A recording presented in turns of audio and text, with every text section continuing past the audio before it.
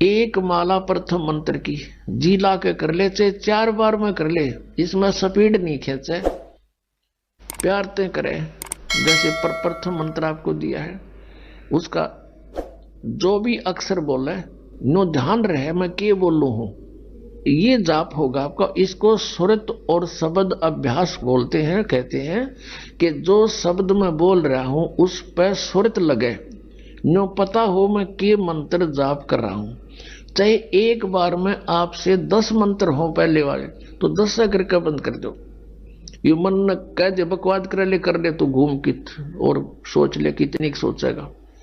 जब ये फिर शर्मिंदा होगा इसने फिर ला ली।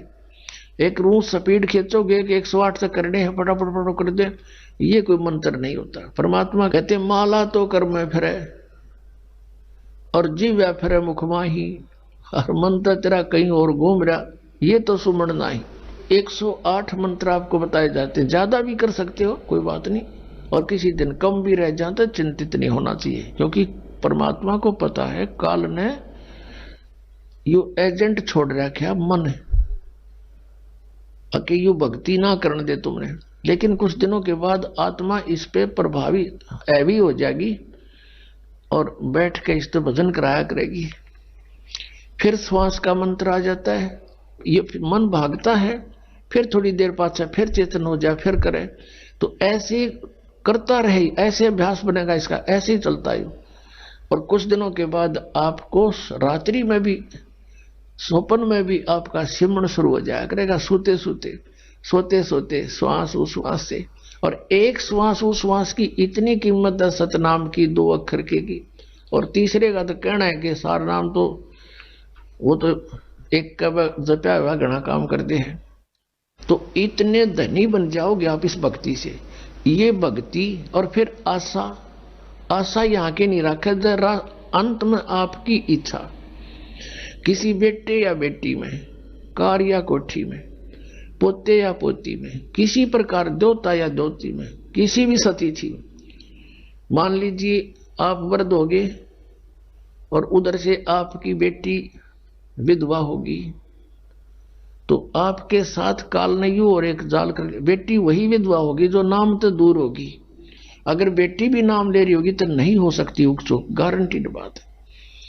और ऐसा हो जाता है तो फिर आपके मन में काल पैदा करेगा प्रेरणा, बता क्या होगा बेटी का, क्या होगा बेटी का। वह बेटी महात्मा रह जाएगी, फिर वहीं की सब पशु बनकर वहीं फिर हल खींच रहा होगा। एक किसान था, परमात्मा की आत्मा था, कहते हैं जो जन मेरी शरण है। पुणात्माओं आप समझोगे, क्योंकि बालक नहीं बुद्धिमान समाज है आज मानो।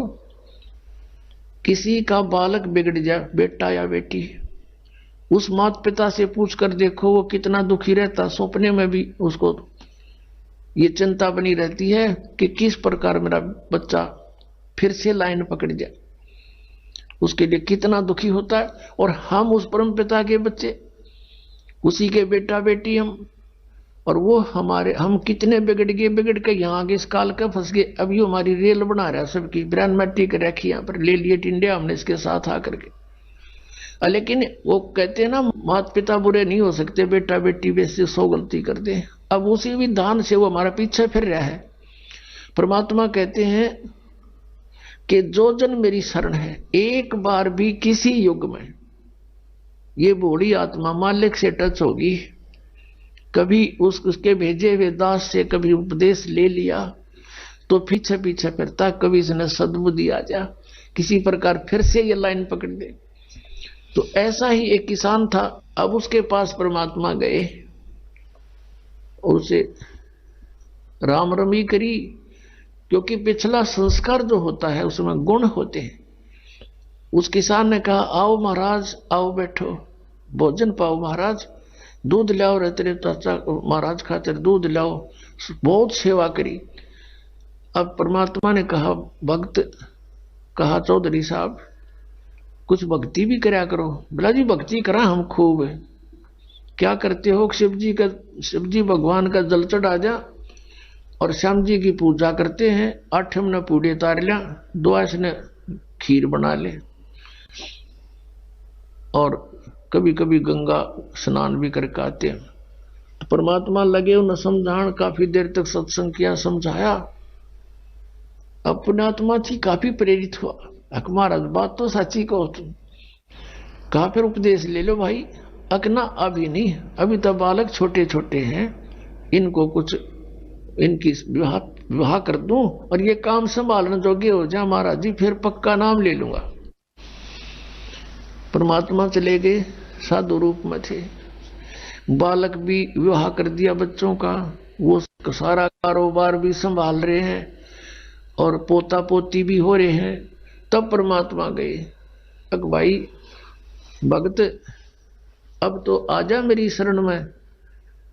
नो बोला महाराज जी तू अच्छा पीछे पड़ा, मेरे छोटे छोटे पोता पोती हैं, बच्चे खेतों में काम करें, इन बालका ने कौन खिलावेगा। नहीं माड़े ये बालक ठीक हो जाने दे, पोते पोती माड़े बड़े हो जा थोड़े से, फिर आना। अब वो फिर गए परमात्मा, 5-7 वर्ष के बाद बूढ़े की टिकट कटी पाई, वो मर लिया। अब क्या देखा कि वही व्यक्ति अपने ही घर में बैल बनकर आ रहा है और पुत्र उसने हड़ में जोड़ रहे। वहां पहुंचे परमात्मा। अब वो बच्चे जाने थे महाराज को कि आओ महाराज जी, आगे कहा गया भाई। बोला भाई डटिए, एक दो बात कर लो तेरे पिताजी ते। वो बच्चा बोला जी पिताजी की तो मृत्यु हो रही। बोला भाई, वो परमात्मा बोले मुझे मालूम है। अब उस बैल के पास गया, कान में कुछ मंत्र से बोले, वो उसने तो मंत्र लागे थे, परमात्मा उसकी भाषा में बोल रहा था। तो बैल ने अंदर से बोल तो वो नहीं सके था, अंदर की भाषा भी जानते हैं मालिक। अब उसने कहा बाबा, परमात्मा ने कहा रहा ईब तो आजा मेरी शरण में, तेरा यू शरीर छुटवा दूंगा यहीं पर और तुझे मनुष्य जन्म दिवा दूंगा। तेनों कह महाराज जी तू जा अपना काम करे। अब मेरी जगह पे कोई और बैल आ गया, काम ठीक ना करेगा तो मेरे बड़का का टोटा नहीं हो जाएगा। अब परमात्मा चले गए, भाई ठीक है। कुछ दिनों के बाद क्या हो गया कि वो बैल वाला शरीर भी छूटना ही था, कभी ना कभी मृत्यु होगी। फिर वो बन गया सर्प। अब सांप बनकर इसको याद आती है कि कुछ पैसे दबा रखे हैं मैंने, धन पहले जमीन में छुपा दिया करते, चोरी के डरते हैं। चांदी के सिक्के, सोने के जेवरात, आभूषण जमीन में दाब दिया करते। बूढ़ा मर जा बतान पावे को नहीं, फिर वो सर्प बनकर आया करे रह गए उड़ा लोग, हमारा सर्प आवे है। वो सर्प थारा है कि में लग गया होगा पिछला संस्कारी को, दाब रहा होगा 500-200 रुपये की तक गुण में, उन्हें ढूंढता फिर। अब वो सर्प बनकर आ गया। वो जो ही सर्प बनकर घर में घुसा, बच्चा ने पता लग गया, उसके मारे लठ वो डंडे डंडे मारने लगे, इतना मोरी में निकल के और बाहर उसका जंगल सा था उसमें खिसक गया और वहां पड़ा पड़ा कर रहा है सांप। अच्छे डंडे लाग रहे, उसकी सांकड़ी गई टूट। तो परमात्मा आए और वहां बैठ के न बोले सुना भगती अब के सलाह तेरी। ने बोला जी ले लो शरण में। ने बोला भाई शरण मत आया पर सांकड़ी तोड़वा का आया तू। अब परमात्मा कहते हैं जहां आसाता बासा हुई और मन कर्म वचन सुमरियो।